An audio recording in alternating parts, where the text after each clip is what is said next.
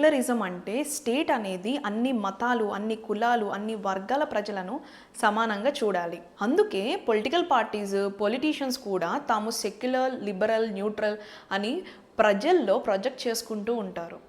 ఎందుకంటే వాళ్ళు రాజ్యాంగ విలువలు ఫాలో చేస్తున్నామని చెప్పుకోవాలి కాబట్టి. కానీ ప్రజెంట్ ఇండియన్ పాలిటిక్స్లో సెక్యులరిజం అనే వర్డ్ కాన్స్టిట్యూషనల్ మీనింగ్ కన్నా పొలిటికల్ మీనింగ్లో ఎక్కువ కాంట్రవర్షియల్ అయిపోయింది.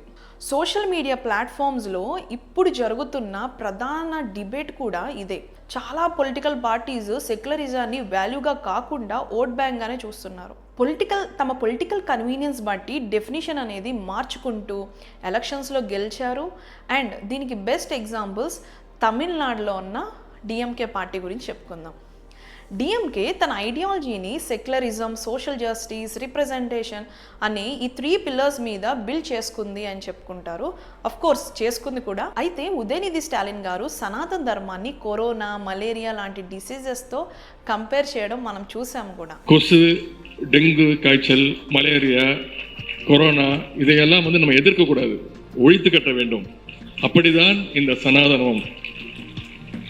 కానీ డికేట్స్ పాటు IUMLతో అలయన్స్ కొనసాగించడం సెక్యులరిజం ఎలా అవుతుందని అప్పట్లో చాలామంది క్వశ్చన్ చేశారు. ఇది పెద్ద కాంట్రవర్సీ కూడా అయ్యింది. ఒక ఐడియాలజీని డేంజరస్ అని చెప్తూ మరో రిలీజియన్ సెంట్రిక్ పొలిటికల్ ఫోర్స్తో అలయన్స్ కొనసాగించడం పొలిటికల్ కన్వీనియన్స్గా కనిపించింది కూడా. అయితే టీవీకే ప్రెసిడెంట్ విజయ్ గారు కూడా తన స్పీచెస్లో సెక్యులర్, సోషల్ జస్టిస్ అనే వర్డ్స్ రిపీటెడ్లీ యూజ్ చేశారు.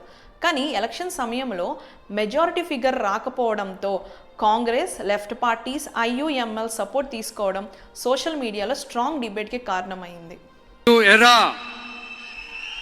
Of real secular social justice starts now.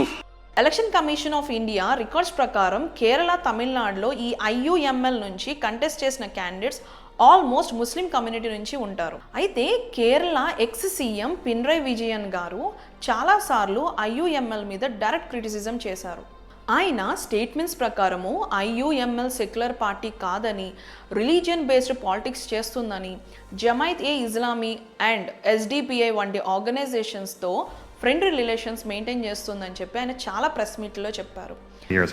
Muslim League is a completely secular party. Right. There's nothing non-secular about the Muslim League.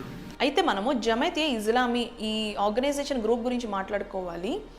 వీళ్ళది ఏంటి అని అంటే ఇస్లాం అనేది ఒక జీవన విధానము అండ్ ఇస్లాం అనేది మొత్తం ఓవరాల్గా స్ప్రెడ్ చేయాలి అని చెప్పి వీళ్ళ యొక్క భావం ఉంటుంది. జమ్మూ కాశ్మీర్లో ఈ జమైత్ ఏ ఇస్లామీ మీద NIA ఒక అలిగేషన్ చేసింది. ఏంటి అని అంటే వీళ్ళు చాలామంది దగ్గర ఫండ్స్ తీసుకుని టెర్రరిస్ట్ యాక్టివిటీస్కి సపోర్ట్ చేస్తున్నారని చెప్పి NIA ఆరోపించింది. అండ్ ఆల్సో ఈ SDPI గురించి తెలుసుకోవాలంటే మనకు రీసెంట్గా కోవాబన్ గురించి ఒక కాంట్రవర్సీ జరిగింది కదా. అప్పుడు ఫస్ట్ ఆ పర్సన్కి సపోర్ట్ చేస్తుంది కూడా SDPI. ఐడెంటిటీ పాలిటిక్స్ గురించి మాట్లాడుకుందాం. విడుదలై చిరుతగల్ కచ్చి ఈ పార్టీ దళిత్ రిప్రజెంటేషన్ హక్కుల గురించి వచ్చిన పార్టీ ఇది. ఈ VCK పార్టీ ఎక్కువగా నార్త్ తమిళనాడులో ఉంటుంది. ఈ నార్త్ తమిళనాడులో నార్త్ ఈస్ట్ తమిళనాడు తీసుకుంటే అంటే చెన్నై బెల్ట్కి నార్త్ ఈస్ట్ తీసుకుంటే ఇక్కడ మెయిన్గా దళిత్ వర్సెస్ 1 year అనే ఒక కమ్యూనిటీ ఉంది. ఆ కమ్యూనిటీకి దశాబ్దాల పాటు రైవలరీ అనేది జరిగింది. ఈ 1 year గ్రూప్కి రిప్రజెంటేషన్ బేస్ మీద ఒక పార్టీ అయితే ఉంది. ఆ పార్టీయే PMK, పట్టలి మక్కల్ కచ్చి అనే పార్టీ అనమాట. ప్రజెంట్ ఈ PMK పార్టీ NDA అలయన్స్లో ఉంది. ఒకప్పుడు VCK, PMK, DMK, కాంగ్రెస్ వీళ్ళందరూ ఒక అలయన్స్లో ఉన్నారు 2004లో.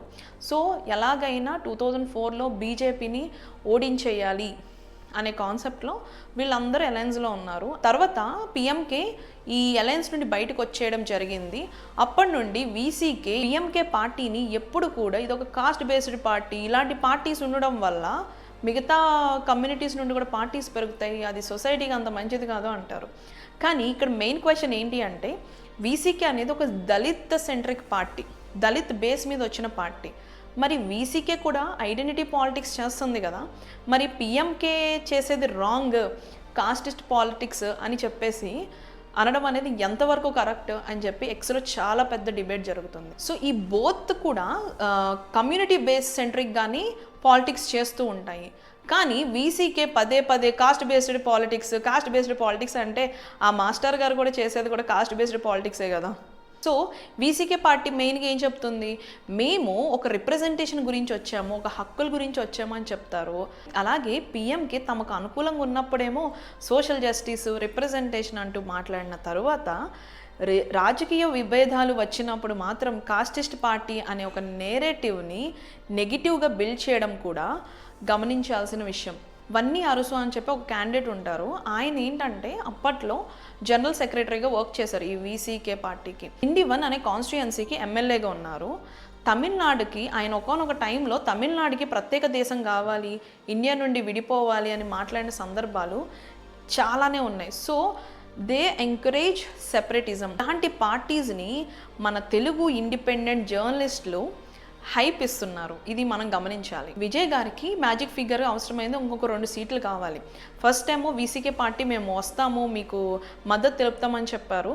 కానీ ఆ తర్వాత మేము మద్దతు తెలపట్లేదు అని చెప్పారు. ఒక 1 డే అయితే టీవీకే పార్టీ వాళ్ళని కానీ విజయ్ ఫ్యాన్స్ని కానీ చాలా మందిని టెన్షన్ పెట్టారు వీళ్ళు. రియల్ సెక్యులరిజం అంటే equal law, equal criticism, equal protection, equal opportunity. Citizen first అనే కాన్స్టిట్యూషనల్ ఐడియా కంటే కూడా ఐడెంటిటీ ఫస్ట్ అని ఈ పొలిటీషియన్స్ జనాల్ని కన్ఫ్యూజ్ చేస్తున్నారు. బీజేపీ హిందీ కన్సాలిడేషన్ చేస్తే పోలరైజేషన్ అని అంటున్నారు.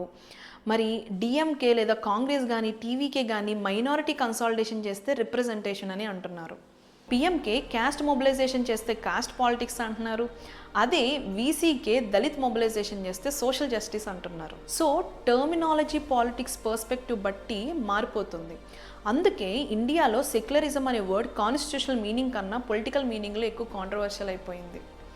రియల్ సెక్యులరిజం అంటే citizen first, religion later, equal law, equal criticism, equal protection, equal opportunities.